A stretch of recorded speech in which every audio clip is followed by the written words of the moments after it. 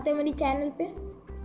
आज मैं आपको बताने वाला हूँ अब जब भी कोई बटन को दबाते हो जो टैपिंग का साउंड आता है ना, उसे बंद कैसे किया जाए। सेटिंग्स में जाइए। पहले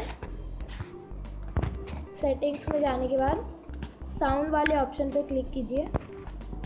वहाँ पे क्लिक करने के बाद टच साउंड्स कह के एक फोर्थ पे आता है, उसे ऑफ कर दीजिए। ये साउंड होना बंद हो जाएगा।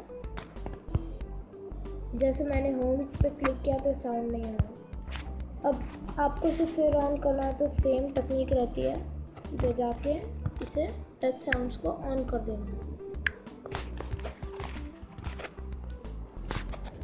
तो फ्रेंड्स, आज के वीडियो के लिए इतना ही। मिलते हैं अगली वीडियो में।